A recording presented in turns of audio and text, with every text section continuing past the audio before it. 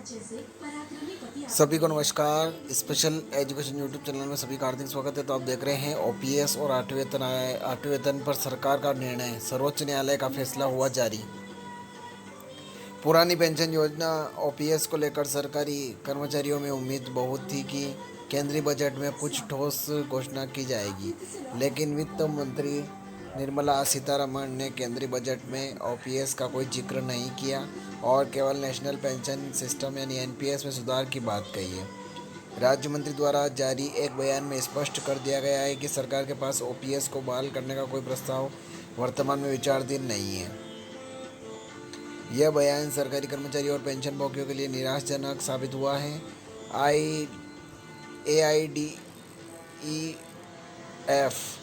के महासचिव और एआईसीटीसी के राष्ट्रीय सचिव श्री कुमार ने भी अपनी निराशा जाहिर करते हुए कहा कि केंद्रीय बजट कर्मचारी और पेंशन भोगियों की उम्मीद पर खरा नहीं उतरा है।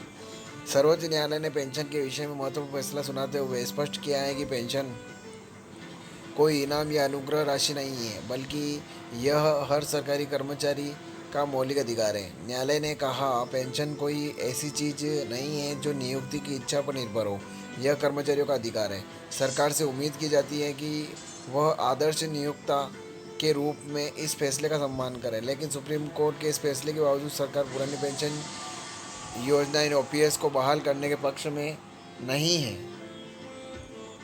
एनपीएस में संशोधन पर क्या बातें हो रही जानिए। तो केंद्र और राज्य सरकार के कर्मचारी पुरानी पेंशन योजना की बहाली के लिए लगातार संघर्ष कर रहे हैं। इसके बावजूद वित्त मंत्री निर्मला सीतारमण ने केंद्रीय बजट में ओपीएस को लेकर कोई घोषणा नहीं की है। वित्त मंत्री ने केवल नेशनल पेंशन सिस्टम यानी एनपीएस में संशोधन की बात कही है, जिसमें 50% पेंशन का विकल्प पर विचार चल रहा है। इस संशोधन के बावजूद केंद्रीय बजट कर्मचारी और पेंशन भोगियों की उम्मीद पर खरा नहीं उतरा है। सरकारी कर्मचारियों को अब भी अपनी भविष्य की वित्तीय सुरक्षा को लेकर चिंता बनी हुई है। क्या सरकार के लिए कर्मचारी बड़ा राजस्व जुटाते हैं या नहीं?